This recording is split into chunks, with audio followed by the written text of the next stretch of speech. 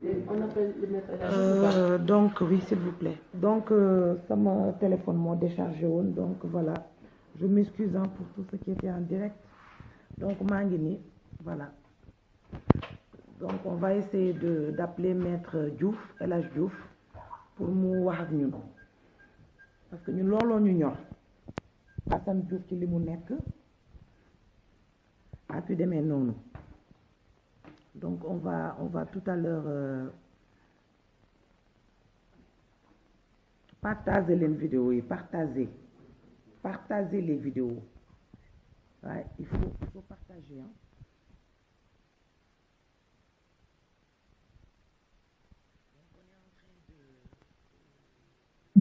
Gars yi sama messenger jàllul da ngeen di seet les membres du groupe ah ngeen woo leen sur messenger comme ça ñu seet ni ñuy wax ak man waa maître jàmm rek Baye Fall damay wax ak maître El Hadji Diouf bul woote waat ngir yàlla Diouf na nga def merci pour le combat que li ñuy accompagner jërëjëf gars yaa ngi en direct ñu bëggoon ñuy laajte Assane nag les Assanettes et les assanistes ñu bëggoon nga wax ñu fu mu noo ko gisee yooyu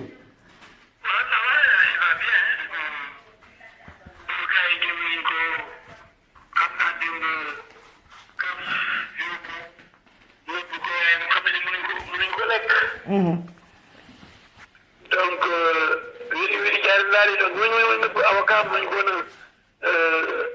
nëbb adresse ça c'est pas possible waaye affaire moom dafa dëgër moom macha allah guerrier la góor gu dëgër la te war na leen ne moom faale leen wallahi bon loolu la woon loolu la toll sax parce que biñ ko laajee dafa ni sama avocat lay nekk loolu mooy yoon mais nga xam ne moom di ko neexal waxtaan moo amu jëpp ko les sentiments wax dama yëpp nañ ko ay ñu toppatoo ko vraiment di ko neexal di ko wax rek nangam nii naa comme moom ragalul ci li muy waxee ñëwee na ko mu wax leen li leen wax bon wan leen ne bon d'abord Amérique saagam du fa deli parce que saagam président de Trump wallahi du la jàpp parce que ci réew dof yi rek en général réew ñi néew doole yi réew yi xam ne ay buur fa nekk dañuy jàpp ñi attaqué ñu nekk ci kaw waaye réew démocratie ku ne am nga doon attaqué ñëpp a yem franchement Trump la nag xëy da nga koy wax te ku nekk ci ñoom am na lu mu la mën a waxal parce que am na fu ko teg lu ci nekk tout à fait te bu dem di saaga di saaga leen mel ni ku raf alors donc amul moom Amérique la nekkoon te Amérique mun ñu ko jàpp dëgg la boobu mooy premier point bi bu dee affaire terrorisme moom Assane mënul nekk terroriste xalaatul nekk terroriste masu koo def te bu ko doon def kon FBI di ko bàyyi immigration kon FBI ñoo rek la problème moom affaire terrorisme moom américain ñoom ñu ko caaxaane te bi ñuy ñëw dañu rek ñàkk papier moo tax mu ñëw pour américain yi dëgg la waaye ñoom bañ léegi nag Sénégal ñu ngi ci bàyyi terrorisme yi ñoom nee na terroriste koy topp ak affaire saaga donc fii daal moom dañu gën a ñàngal gën a jaxase gën a dëgëral waaye loolu yëgalu Assane ñi koy ji yëngalu ko parce que dëggul dara waaw li mu def ci Amérique am na ci droit liñ koy topp ci affaire terrorisme defu ko du terroriste kon amul lu muy tiit amul lu muy ragal amul lu muy am xam nga maître li ñu gën a naqari te mettuñu Assane bu delloo Sénégal dëkkam la dellu mais xam nga il est ni ñu ko waxatee sax illégalité bi fa nekk au niveau de c'est-à-dire les hommes de tenue là ñëpp xam nañ ni ñuy doxaleeg détenus yi là apparemment on a entendu que bon on l'a un peu torturé ça fait mal de le dire parce que je sais que les Assane non on a bon ci mën a bi après ñu daal ko koy profité noonu moom nee na ci sama daa la mettre ci biir óol bi fi ñuy jëlee ay bagages yi boobu américain yi dañu bëgg ñoon kenn di ko dara nee na américain yi du nangu muy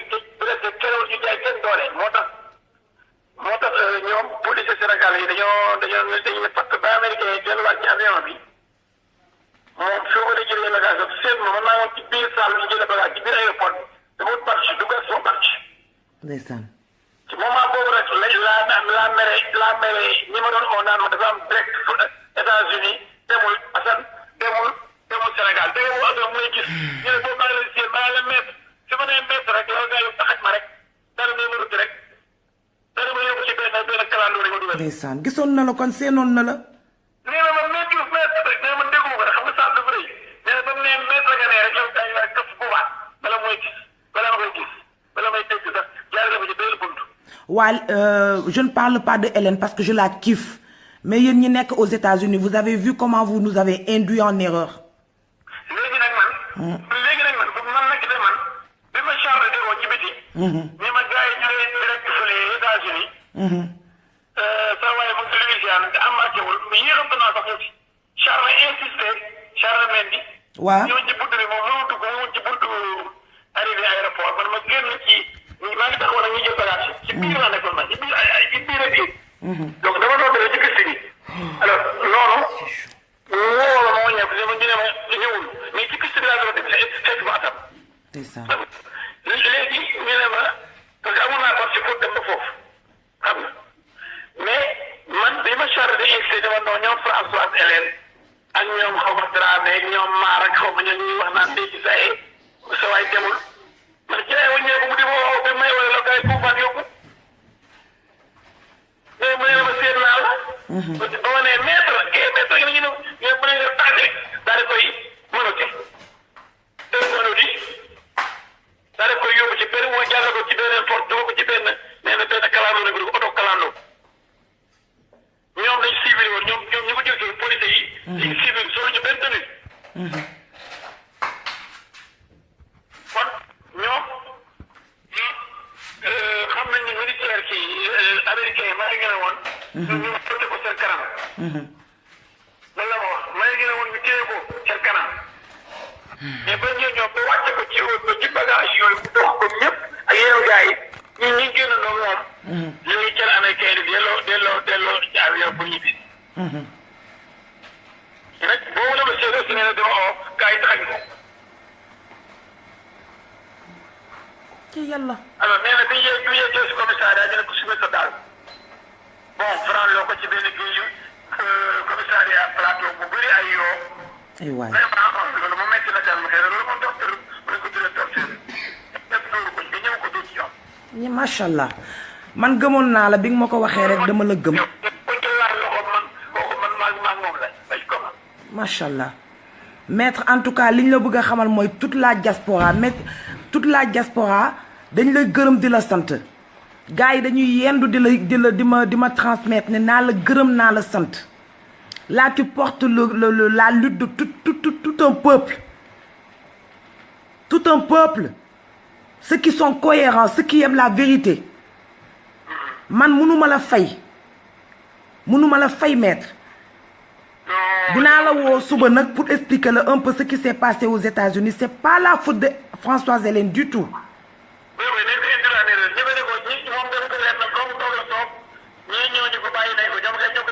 waaw kay ñoo ko induire en erreur voilà.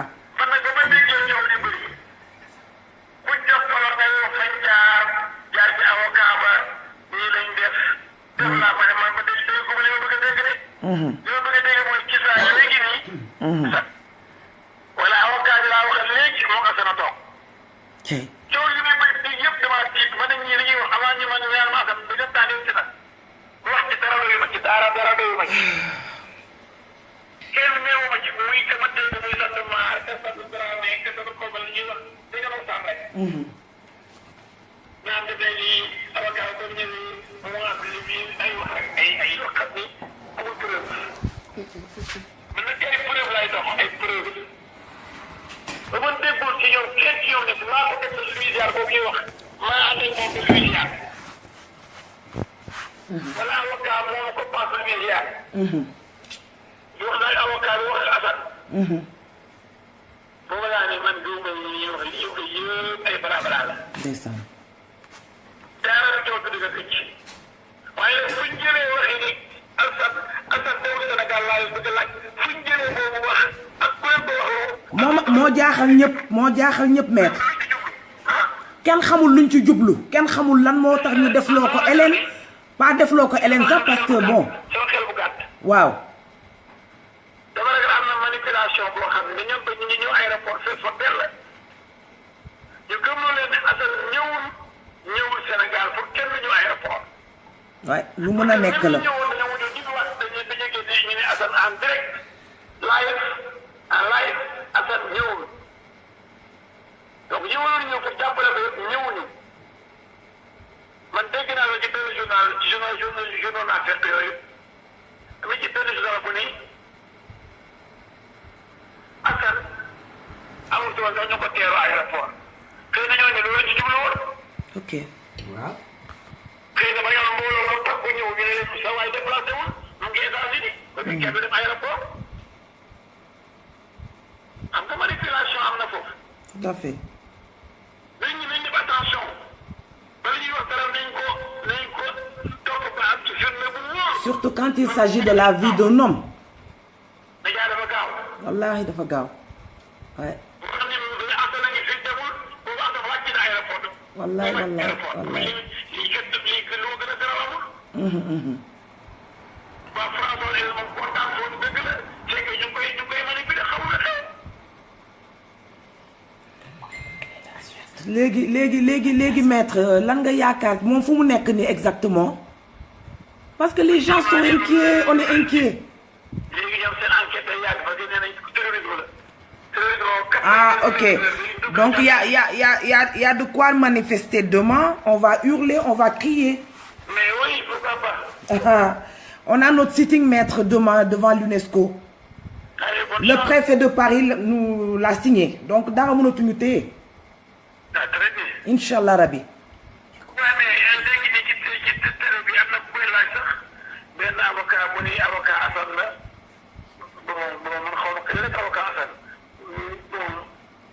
Oui, parce qu'on a entendu que apparemment il y a quelqu'un qui veut l'aider là-bas. Mané à part yow jëluñu ben pool d'avocat wala yoyu.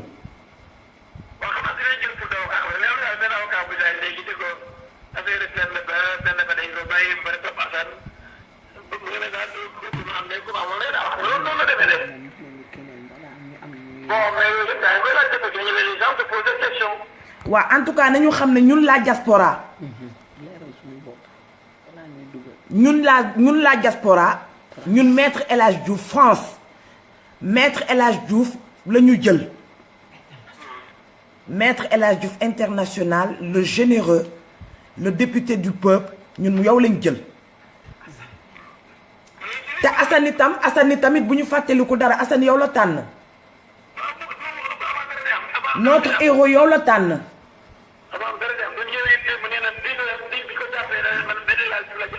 Wow.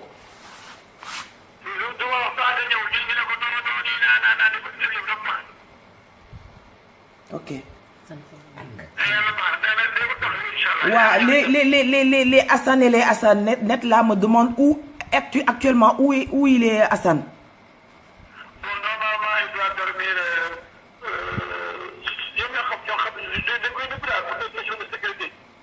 Mais il est entre les mains de la vie.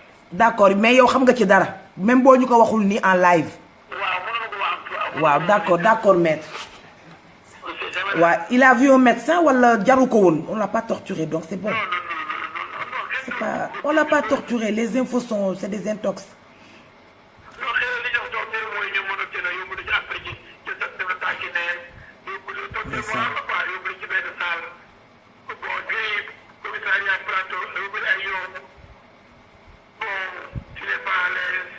Pour quelqu'un qui était dans son confort, qui n'a pas volé, qui n'a pas tué, ça fait mal.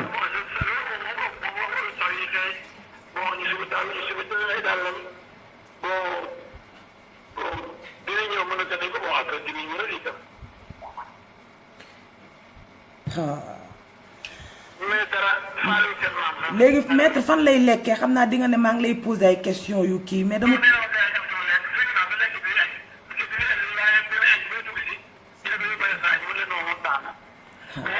Il n'est pas dupe.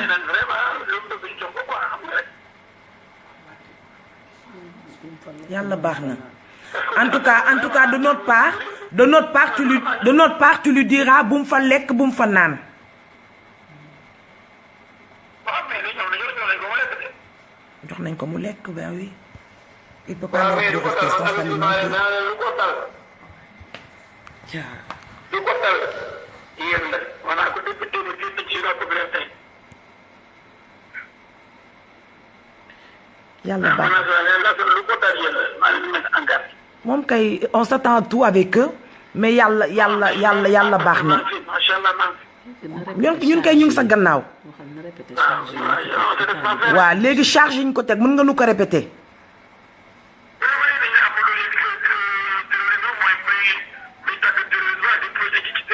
ils sont malades.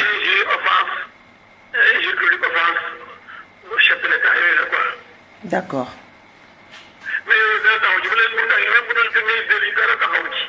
non ay waxu picc la moom ay waxu picc yi muy wax moom moo waxu picc fi mu ne nii. waaw léegi maître ñu ngi lay bàyyi nga noppalu démb dañ la veilleloo tey na nga noppalu bu baax. c'est normal c'est normal c'est normal. voilà waa neel Assane daal ñëpp a ngi gannaawam. incha allah bu ñu defee suñu manifestation dinaa la ko yónnee nga won ko incha allah. waaw jërëjëf oh jërëjëf maître. waaw bi ma la woowee xam nga ne ma il est en face je suis avec lui. voilà donc c'est bon. waaw jërëjëf Diouf ñoo ko bàyyi. jërëjëf Diouf ñoo ko bàyyi amoo morom. jërëjëf merci beaucoup. waaw repose-toi bien merci. jërëjëf. gars yi dégg ngeen ni affaire bi demee. donc je pense que am ngeen les réponses qu'il faut. donc ñu ngi jëlaat sunu responsable en com bi mu wax ak yéen. Dieyna comment vas-tu? Oui, ça va. En fait, c'était pour rebondir sur lu Vivi wax. Elle n'a pas pu finir. Dafa nekkoon di jooy donc elle était émue et tout. Elle était trop émue. am na benn question bu mu posé. Elle s'est posé la question comment ça se fait que le gouvernement américain. ñoom ñu livré Assane. Nous sommes tous en Europe. On sait ce qui se passe ici. On n'est pas des fous. xam nañu fii lu fi xew. ok xam nañu convention de Genève nu muy doxalee. xam nañu fii nit ki fi déposé réfugié politique ñu koy bañal xam nañ ko. lan la Macky Sall def États-Unis kooku moom kese ak yàlla moo ko xam ñun xamuñu si dara mais il y a quelque chose qui est flou. Hélène, elle n'a strictement rien à voir là-dedans. Non. La pauvre. Du tout vraiment. pour jox nit ñi ay information et c'est exposé ñu saaga que une femme ay góor nekk ci gannaawam di ko guerre. voilà au lieu que ñu ànd ñu xeex ñuy lekkante suñu biir di defante ay clash voilà le résultat. Et qui a perdu dans tout ça? Qui a perdu? Ils ont sacrifié Assane tout simplement parce que c'est un ego. Ay problème yu amul benn bopp yu amul benn genn. C'est-à-dire quand il y a un problème on met les trucs là les différences à part. ñu jàppante ñu xeex benn xeex. mais bu fekkee ne tey Assane il n'a même pas, c'est-à-dire même personne actuellement là, on n'a droit à aucune explication. Personne n'est à mesure aujourd'hui de nous expliquer ce qui s'est passé réellement. On ne le sait pas. Personne ne sait ce qui s'est passé. Moom daal nëpp nan doomu jaamu daal lijjanti foofu dem foofu lokkañ foofu yëkkati ay papiers fii fen fii lijjanti fi dóor fii mais attendez. Mais est-ce que ces gens-là qui ont fait ça, est-ce que c'est une conscience tranquille la ban éducation ngeen di jox seen ay doom ban éducation ngeen di jox seen ay doom ah. Quand vous pensez vous passez votre temps à ngeen defa noonu boole ko gouvernement américain ñu jëmee leen Assane mais yàlla jeexul yàlla Dieu vous voit Dieu il est là moo tax ku nekk si ñoom balaa ngay dee di nga sonn parce que ak doomu aadama moo koy def. Vous pensez que Dieu ne vous a pas vu. yàlla gis na leen bu baax a baax Assane lu mu wax li ay dëgg ñoo nekk ci gannaaw dañ koo bëgg a noppaloo bëgguñu mu wax. non waaw bëgguñu mu wax y a pas de raison un fils de Macky Sall toi ton père c'est un président. Tu vas aller bosser comme tout le monde demal nga jàngi comme ñun nu ñu def ba jàng nga am sa diplôme nga ñëw nga déposer sa CV comme ñëpp nga wut liggéey. Tu te prends pour qui nga nekk doomu président ngay ubbi ay société alors que ñun dañuy jàng ba dee pour ñu am liggéey bu baax sax c'est un problème. C'est injuste loolu sàcc la c'est du vol ah ñu bu ko kenn wax pourquoi duñ ko wax Sénégalais yi di ko seetaan maintenant tous les Sénégalais sont concentrés pour dire que ouais Assane impoli dafa saaga moo tax ngeen bàyyi doomu jàmm ñu koy sacrifier. Là y a quelqu'un qui te demande de parler wolof. Désolé. C'est pas grave, c'est pas grave. Non mais à cause de saaga des insultes moo tax Sénégalais yëpp banque seen ay loxo di seetaan ñu jàpp doomu jàmbur bi di ko sacrifier parce que ay saaga. te ñëppay saaga paa yi dañuy saaga mère yi dañuy saaga mais réveillez-vous mais on vous a mis dans la tête que cet enfant c'est un monstre. loolu lañ def seen bopp moo tax koo wax rek mu ne la saaga day saag mais jëlee saag ngeen teg ko côté ngeen xam ni moom saagul dans le vide c'est parce que arme boobu la am pour di xeex voilà donc mais waa TFM waa RFM waa LOPS ñooñu on les comprend. partagez leen vidéo yi non mais c'est des gens qu'on comprend moi je les comprends parfaitement moi je les critique pas. tout à fait je les critique pas. se donne de fausses informations c'est normal bu ñu nekkee ci télé Youssou Ndour di kokkali nit ñi c'est normal parce que Youssou Ndour a été attaqué c'est tout à fait normal c'est légitime parce que Ndoye Bane y a un jour maa ngi koy déglu ci Wareef nee na képp ku contre Youssou Ndour moom contre na la ku ànd ak Youssou Ndour mu ànd ak Youssou Ndour ndax ki nga xamante moo yore sa teranga da ngay ñaan yàlla terangam yokku c'est clair. là vous avez tout compris ça veut dire déjà même Youssou Ndour s'il était l'homme le plus mauvais sur terre le monstre le plus mauvais sur terre les gens de la TFM vont toujours applaudir parce que ci poosam la ñuy dund. donc ñooñu man tax ñu may wax c'est pas des gens crédibles mooy lu Iran Ndao wax man ku xiif du ma wax ak yow ku xiif du ma wax ak yow parce que buñ la joxee lekk dugal dara sa gémmiñ léegi nga noppi man ku may waxal mooy ki nga xamante ni xiifu rappelé wul manqué wul dara jiitu ragulu yàlla kese la jiita tekk ci kanamam man Youssou Ndour xamuluma ko dara ci affaire impôt yu ñu koy takkali mais s'il s'avère vraiment que c'est vraiment vrai si j'ai bien dit si parce que bëgguma wax lu ma xamul mais ñu ngi ko koy jiiñ si vraiment il ne paye pas l'impôt comme les gens le disent waa TFM nañu xam ñoom ñëpp ñu ngi lekk riba ndax bu fekkee fayu impôt yaa ngi sàcc réew mi te booy sàcc réew mi riba la tous les salaires am na riba def leen ko seen bopp bii yéen a ngi dundee riba di jox seen ay doomu riba te balaa ngeen di dee yàlla dana leen alak ndax yàlla bëggul riba wax na ko ci alxuraan donc vraiment je ne sais pas s'il s'avère qu'il ne paye pas l'impôt comme tout le monde le dit s'il s'avère qu'il escroque les gens comme on le dit mi ngi dundal salariés yi des milliers de salariés mi ngi leen jox xaalisu xaraam ndax xaalis am na riba ndax yàlla ci boppam wax na ko même bu fekkee tu dois travailler 7 heures nga dem liggéey 6 heures de temps ñu fayee la une valeur de 7 heures de temps 1 heure de temps yooyu salaire boobu riba la da nga koy dindi nga sànni ko wala nga sarax ko boo ko lekkee lekk nga riba.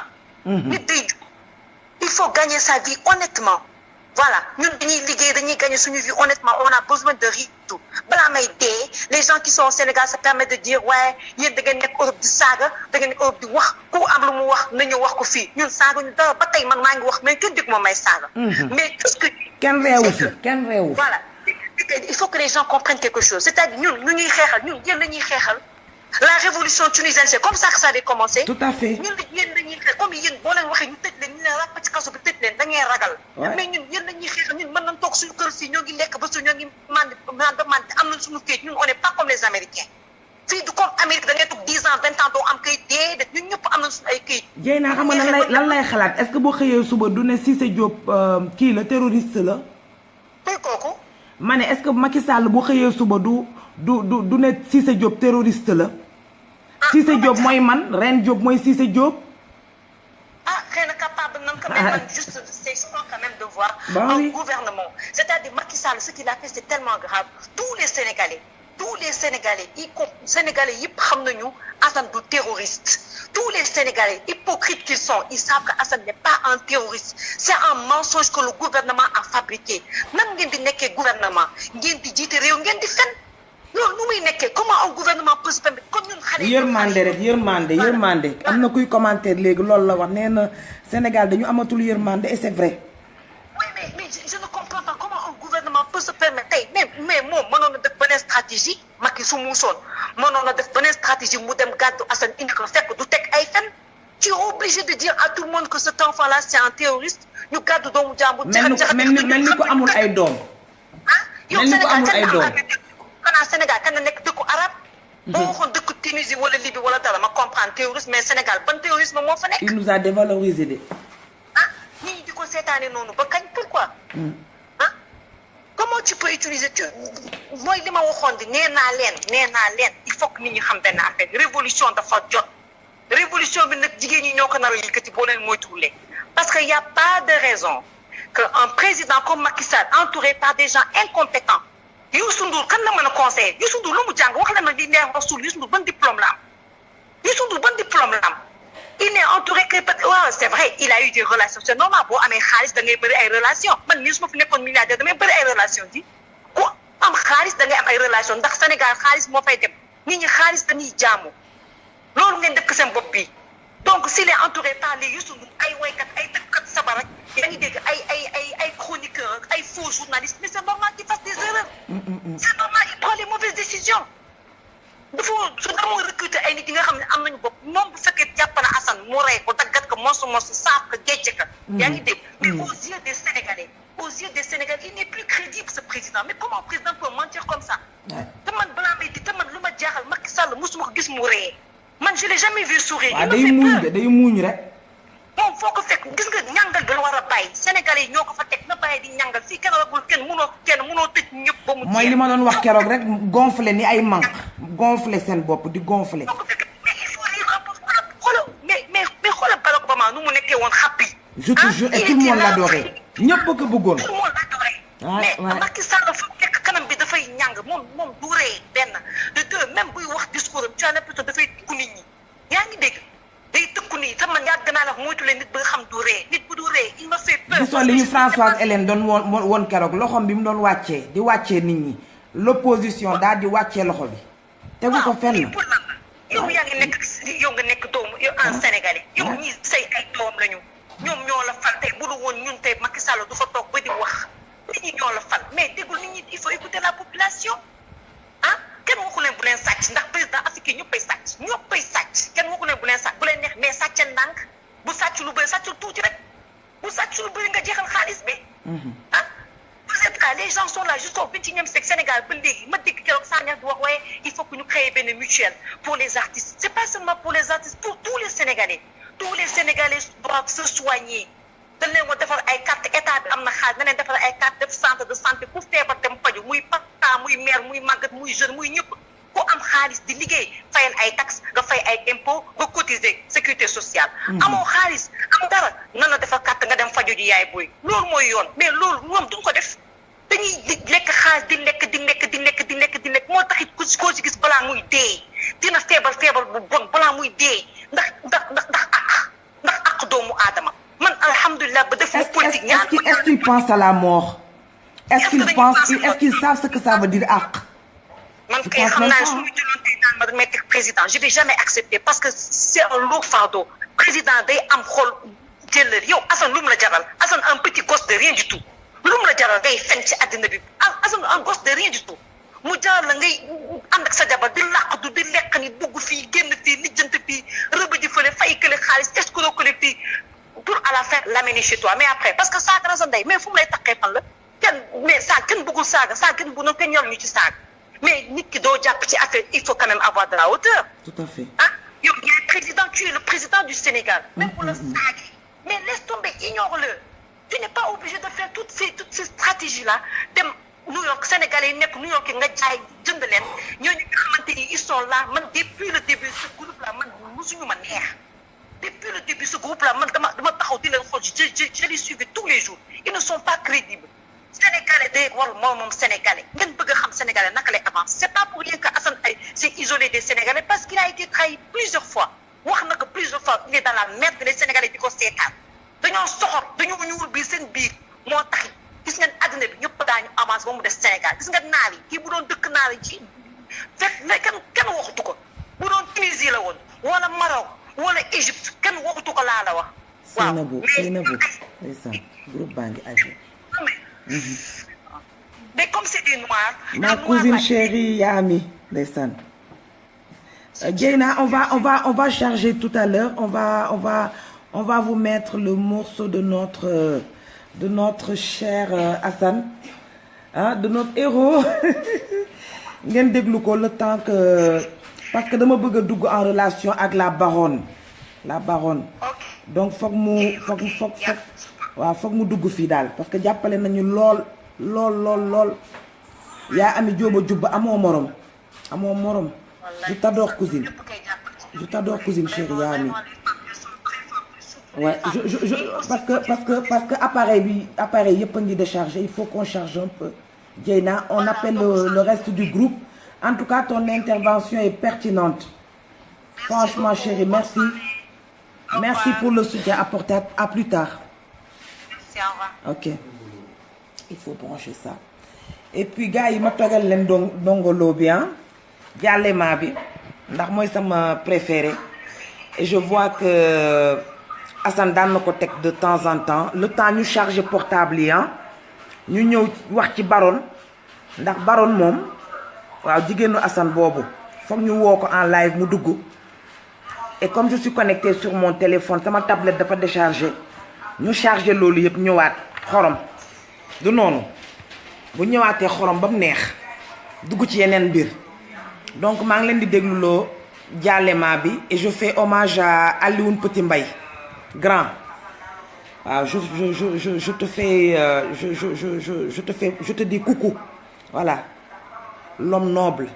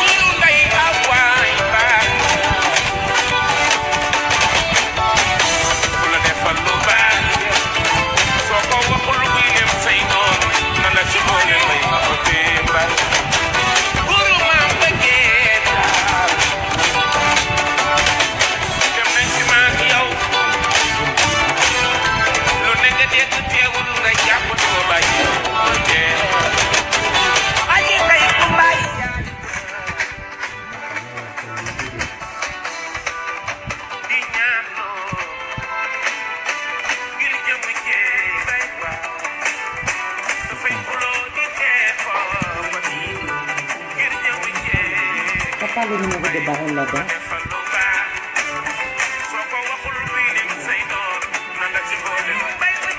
Il faut qu'on les appelle les autres.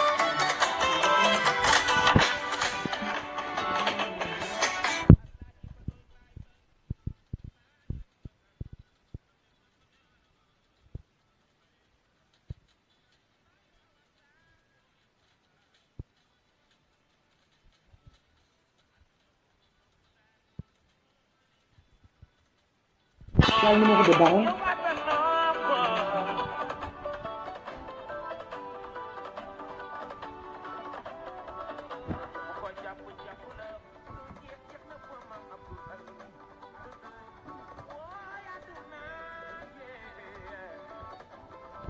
ñi am numéro Baron nee leen ko mu wooma nee leen ko mu wooma. waaw Bana ma chérie, comment vas-tu? Ça va. waaw ça va dañu def live pour mun a publicité manifestation bi pour demain. donc looloo tax ñu ngi nii en live guddee nañ torop nag. mbaa suñu chérie bi duñu mere. Non, pas du tout. Voilà. Voilà, tu es la bienvenue, vas-y.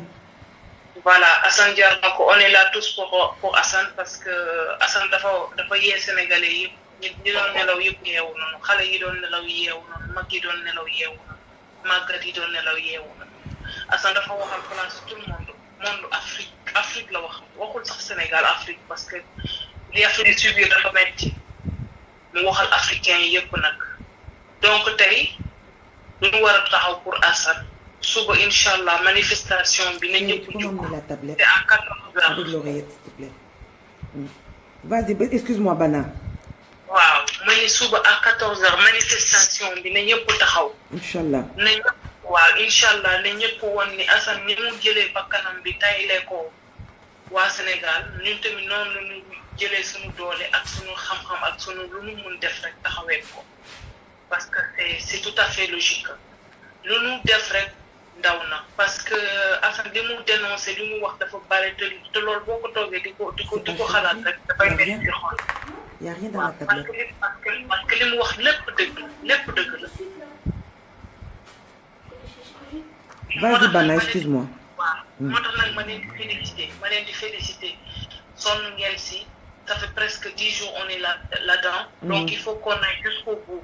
Après Assane, il y aura aussi d'autres Assane. On fera d'autres manifestations jusqu'à que Assane il sorte là où il est. Parce que fi mu nekk mérité wu ko. Parce que waaw ñun ñëpp la doon waxal. Fi mu nekk nay tey mérité wu ko mais nag xëy na loolu tamit moo gënoon ci moom yàlla daf ko bindoon ci jéem donc il fallait que mu dugg foofu il fallait que mu jaar foofu kenn mënul xëccoog yàlla mais suba manifestation bi ñëpp nañ jóg parce que sénégalais yi la Assane doon waxal te je crois que li Assane doon wax yëpp ñun ñëpp teg nañ ci suñu bët. moom rek moo am fit toog di wax nit yi. moom moo am fit jël bakkanam tayle ko di wax ak ñëpp di wax loo xam ne ñun sax xamuñu ko woon tey def nu yee parce que am na yu bari yoo xam ne xamuñu ko woon donc franchement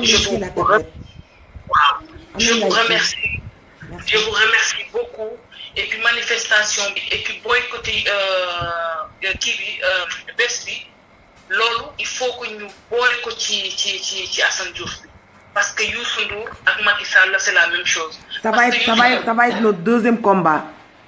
Voilà. fi mu ne nii manifestation bi moo ñu ñor.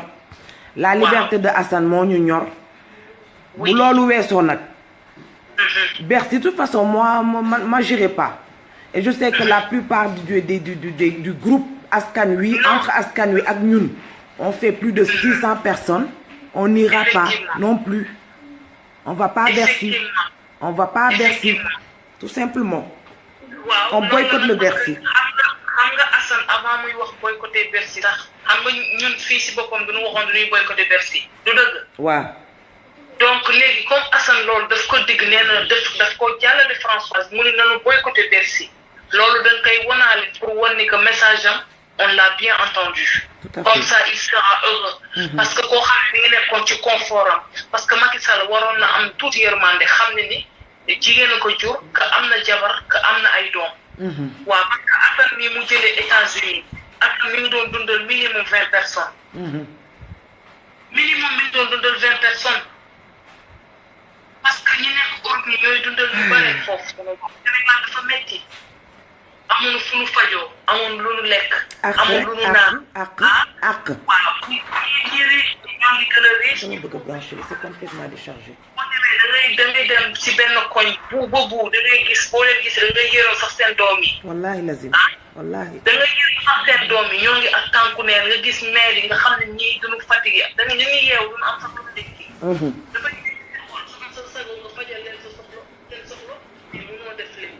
dëgg la. loolu pour lan loolu pour lan pour parce que rek ni ko war a gouverner parce que y a des pays yu nga xam ni y a le minimum nit dafa war a am minimum dans la vie.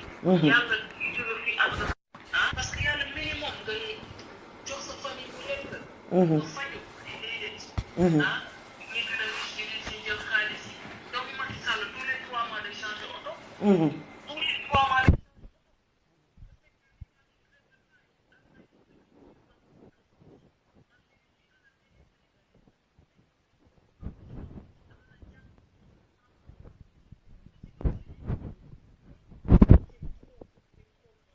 man li may wax daal man damay ànd ak Assane jusqu'au bout parce que Assane ñun ñëpp la waxal jug bi nag du jug tey rek bàyyi il faut qu'on aille jusqu'au bout soit que suñuy manifester tout le temps duñuy manifester ba Assane génn fi mu nekk. waaw parce que fi mu nekk fi wax dëgg yàlla jombul kenn na prison jombul kenn na mais Assane tey fi mu nekk fi waru fa nekk man pour man waru fa nekk mais nag xëy na yàlla noonu la ko dogalee parce que mérité wu ko. li mu wax li mu gis la wax pourquoi ñu bëgg ko dégloo gémmi na parce que dafa am yu mu xam ñoom duñ ko tayle te avocat bi nekk ñu def revue de presse à 4 heures du matin ba nga xam ne kenn nelawul ñuy déglu lu naanu Assane mi ngi Louisiana alors que ce moment-là il est dans l'avion ça veut dire il y a quelque chose derrière. Tout à fait. C'est quelque chose là il faut qu'on le sache il a été corrompu cet avocat-là. Avocat bi duñ ko war a traîner devant les justices on le parle en haute voix moi je le dis il a été vendu il a été corrompu waaw dinu nag ñu def revue de presse ba Hélène Françoise nekk di fecc di kontaan teg nonguloo parce que xam ne loolu la Assane bëggoon dinu nax dinu passe intel dinu wax ba ñun ñëpp suñu xel yi dal dëgg boobu Assane mi ngi si avion bi lu ko desi sax bareetul pour egg Sénégal il prend des gens pour des cons ñoom ñoo ko ñun koowu en fait ils ont cru que ñoom jaar nañu suñu kaw mais loolu lépp daan ko lijjanti Assane dafa yee monde entier et Macky Sall dina gis ni tout le monde s'est levé Macky Sall moom bu doon góor dafay jóg démissionné xam ne kenn bëggatu ko yow nit la bëggatulee da ngay jug nga dem sa yoon. man de bëggatuma ko daal. nit bu la wanee bëgguma la da nga naan ko man it bëgguma la da ngay gore. waaye toog rek nguur day jeex nguur yàlla rek a dul jeex. ñan ñoo des ci groupe bi ñu war a woo.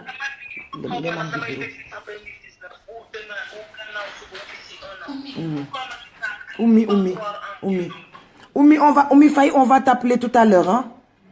lu tax du gëm yàlla tuuti. waaw nga gëm yàlla tuuti nga gëm yàlla xam ne am na ay doom am na njaboot am na yaay am na papa te doomu jàmbur yi mu leen di toroxalee nii moom bu ko récolté wul doomam yi daan ko récolté wala ay sëtam. wallaahi wala moom bu xalaat foofu wala moom xelam eggul foofu. àq baaxul. waaw àq nag baaxul. mais ñoom est-ce que xam nañ ne àq xam nañ lan mooy àq sax. est-ce qu'ils savent ce que ça c'est que la mort.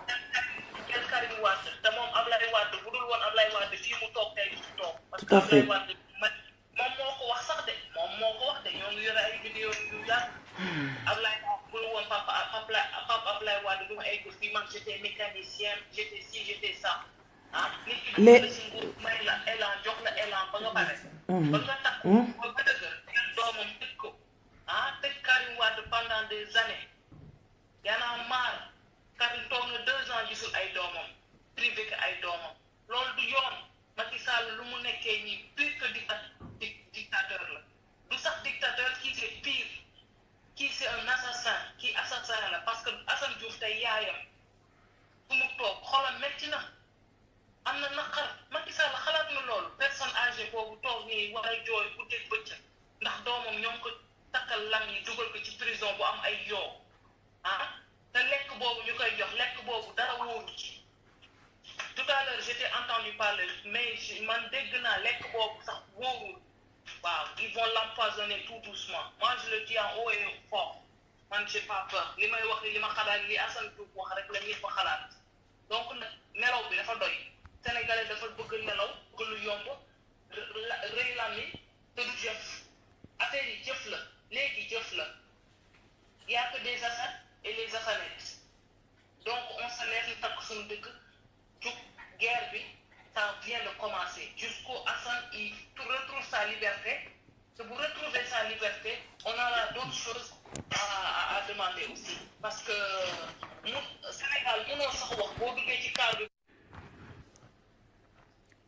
donc la baronne dinaa la woo léegi incha allah rabbi dinaa la woo donc ça c'est un direct que je vais pas faire souvent parce que tout simplement sama vie professionnelle permettre ma ko je vais pas le faire souvent parce que Hélène le fait déjà merveilleusement bien manifestation bi moo tax ñu toog fii tey pour appuyer ko wan leen ne war ngeen ñëw jàppale ñu bon sinon je ferai pas souvent des directs donc maa ngi woo la baronne pour que mu intervenir moom tam ou j'appelle d'abord Oumi qui est un des membres du groupe baronne je te rappelle automatiquement après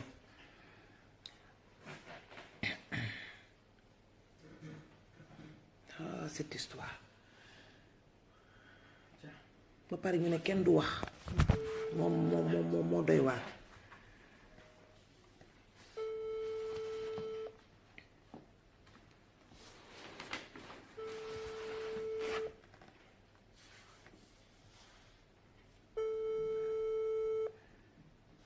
baron maa ngi lay woo met allo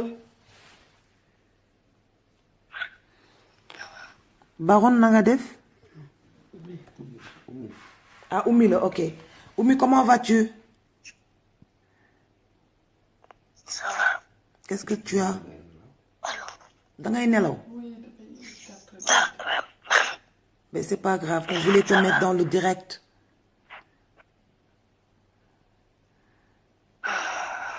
C'est pas grave. Allô. C'est vrai c'est le guddee woo Oumy la combattante.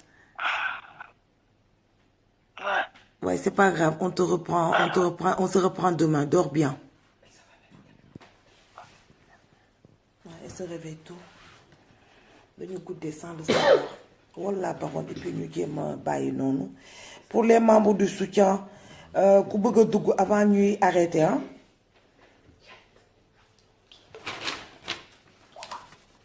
Cher Sall, est-ce qu'il... Mais les gens sont restés trop longtemps aussi. Tu peux pas les arrêter.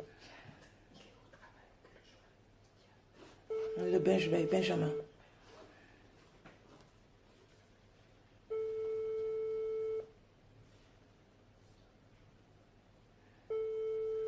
Vous ngeen xamoon ni sunu xol yi tàngee. Et puis on fait pas... C'est-à-dire on joue pas au billes quoi. On n'est pas là en train de faire du cinéma comme certains le pensent. Nangam. Assane dafa dugg sunu xol yi dafa surux sunu xol yi.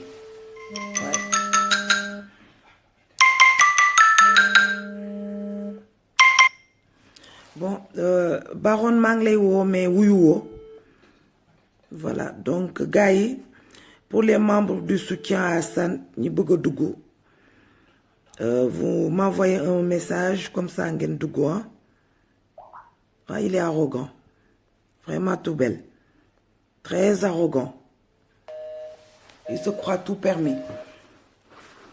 Bon pour le cas de Françoise Hélène loolu tamit bëggoon naa ci indi le peu ma xam ci mooy que ne sa détermination dépasse la nôtre n'est-ce pas. Gis ngeen ko lii may def nii mi ngi metti ci man parce que tàmm moo ko def c'est la première fois de ma vie que je fais un direct may woo nii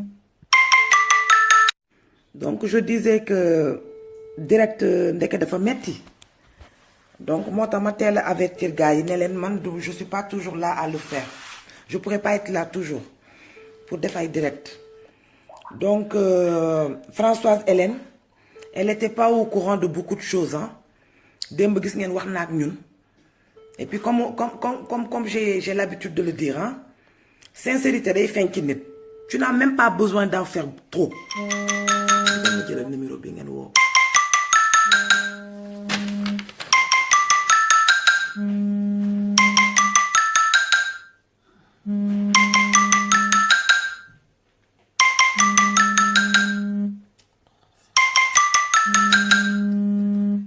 c'est bon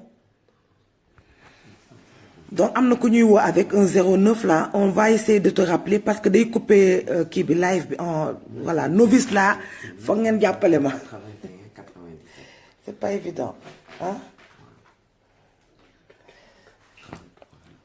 donc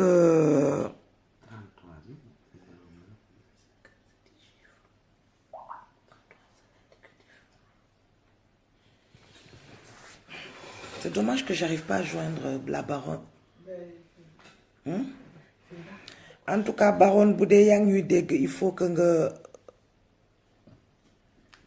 woo ma mais maa ngi lay woo wuyu woo baronne je t'ai appelé woowaat ka gisuma ko tout à l'heure je l'avais baronne je vais couper le live pour jëlaat sa numéro ah woo naa la léegi jëloo